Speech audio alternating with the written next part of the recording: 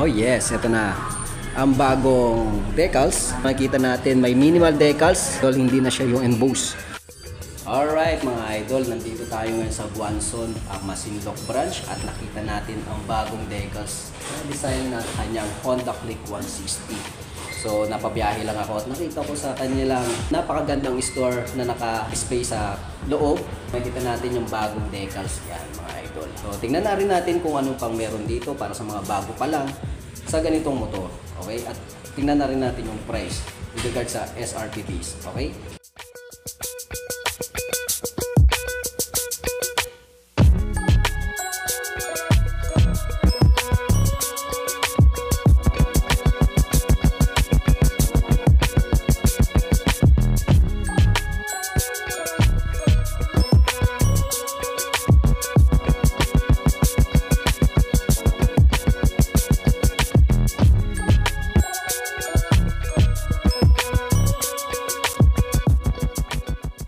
Oh yes, ito na ang bagong decals or bagong itsura ng kanyang decals.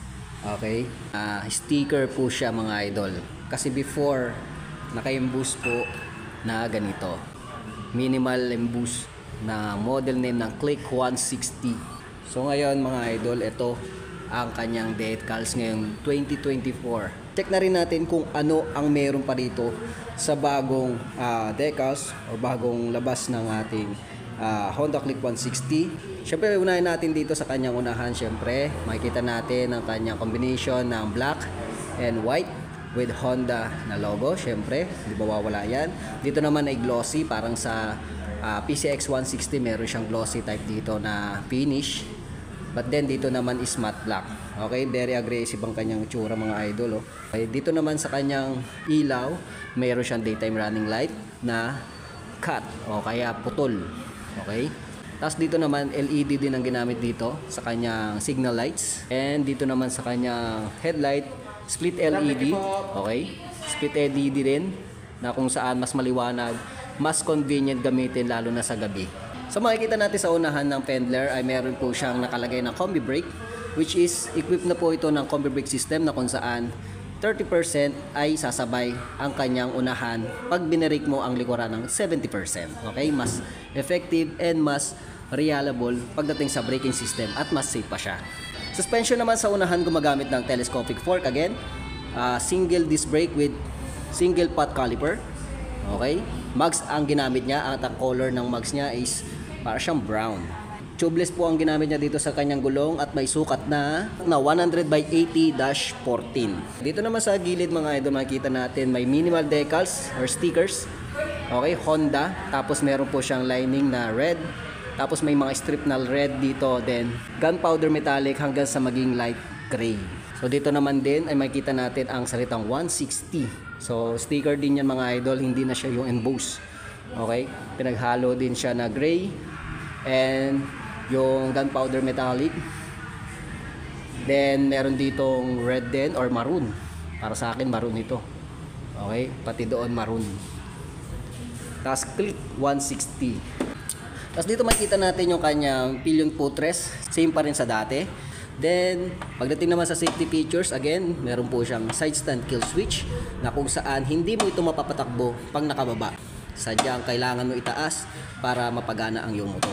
Okay? Sa bandang likuran ay makikita natin ang kanyang airbox at crankcase.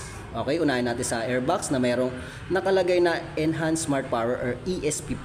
Mas malakas na hatak na makina, mas eco-friendly. At the same time, hindi ka maiiwan dito dahil napakaganda ng kanyang makina when it comes to power.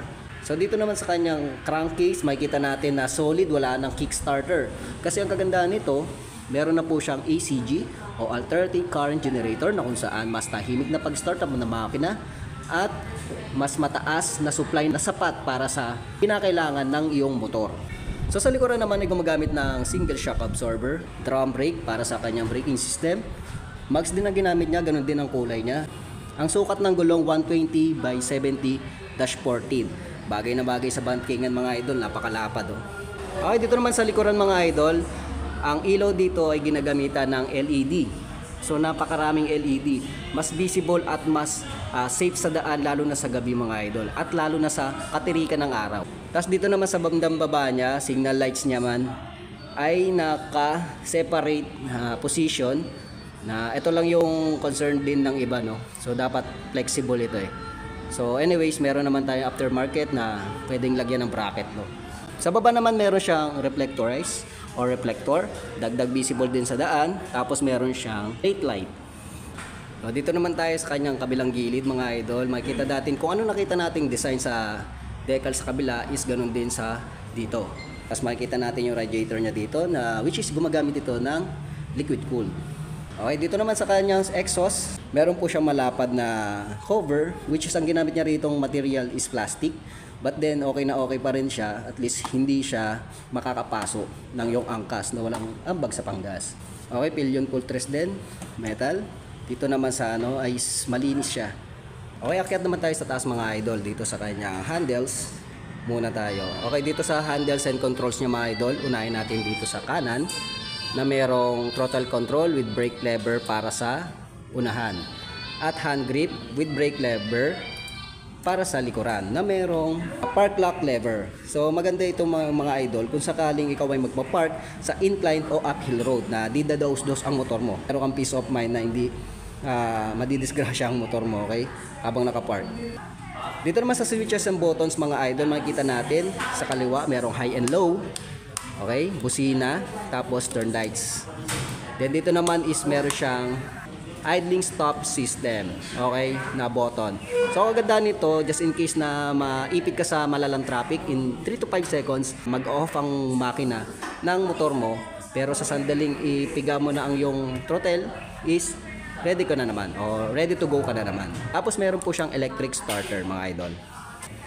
Okay, dito naman tayo sa kanyang console panel, is same as dati, okay? Fully digital panel na merong mga indicators na turn lights, indicator niya ng smart key, tapos meron po siyang high and low, then meron po siyang indicator na check engine, temperature, idling stop system, battery, etc. And andito na lahat ng information sa kanyang panel na kung saan mas readable at accurate ang mga meter at gauge na dapat mong malaman, no? So, tulad ng speedometer, odometer, clock, yon.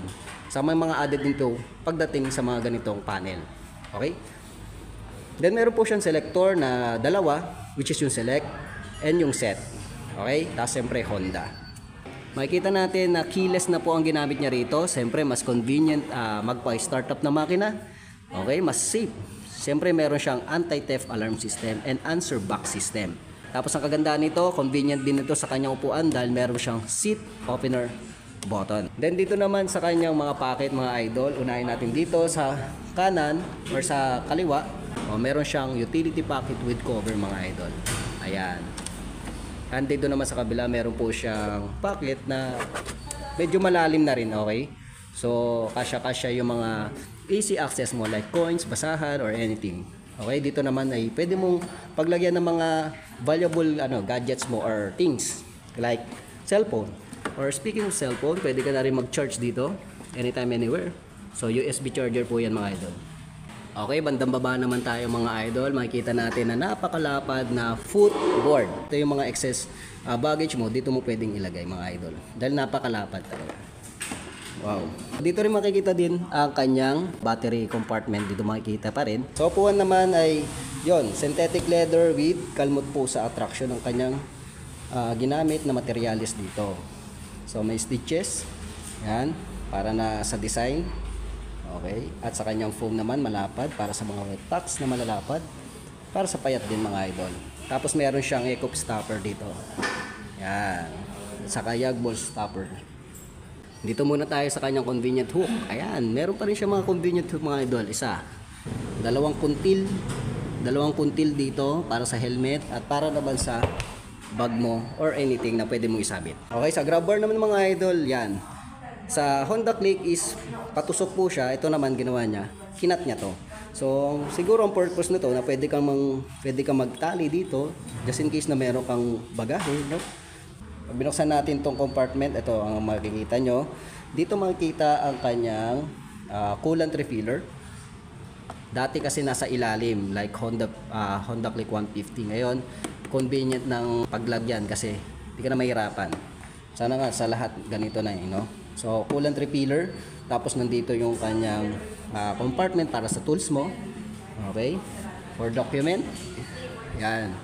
So makikita naman natin yung kanyang compartment. So bagay na ito sa mga gusto talaga mag-travel or sabihin na natin, okay, sa mga delivery na pwedeng paglagyan ng mga parcel. Okay? So sulit na sulit ka dito kay Honda Click 160. Malakas na, marami pang convenient na features na kinakailangan mo. Na makikita rin natin dito ang kanyang fuel refiller, okay, na merong alulod.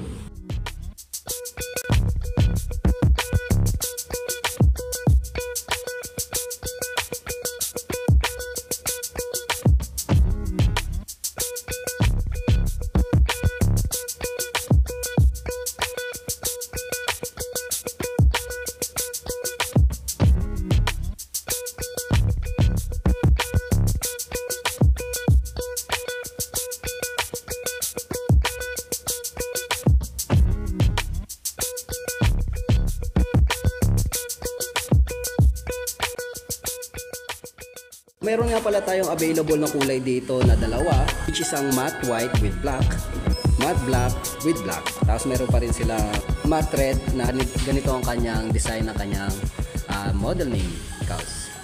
Okay, naka-emboss. Okay, para tapusin ang video na to, huwag sana kalimutan mag-subscribe at i-hit ang notification bell para lagi kang updated sa mga ganitong klaseng impormasyon tungkol sa mga bagong labas na photo. At i-like at follow nyo na rin ang ating mga page na Haji Motovlogs TV.